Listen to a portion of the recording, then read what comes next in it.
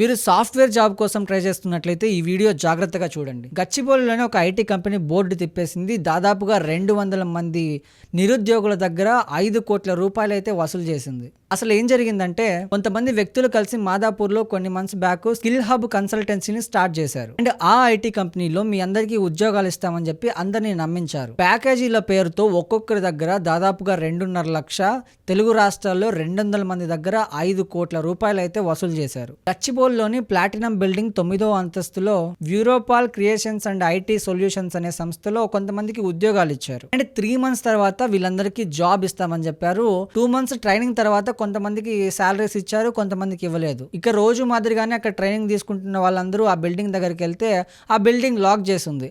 అసలు ఏం జరిగిందని వాచ్మెన్ అడిగితే బిల్డింగ్ ఖాళీ చేసామని చెప్పేసి వాచ్మెన్ చెప్పాడు. అక్కడ ట్రైనింగ్ తీసుకున్న వాళ్ళకి సీన్ అర్థమైంది. వీడు మోసం చేసి వెళ్ళిపోయాడని అర్థం అవడంతో ఆఫ్ రాష్ట్ర కమిషనర్ సుధాకర్తో కలిసి గచ్చిబౌలి పోలీస్ స్టేషన్కి వెళ్ళి కేసు అయితే నమోదు చేశారు. సో మీరు ఏదైనా సాఫ్ట్వేర్ జాబ్ కోసం కానీ ట్రైనింగ్ కోసం కానీ మన హైదరాబాద్లో డబ్బులు కడుతున్నారంటే చాలా జాగ్రత్తగా ఉండండి. ఎందుకంటే ఇలాంటి ఇన్సిడెంట్స్ కూడా మన సమాజంలో చాలా జరుగుతున్నాయి కాబట్టి.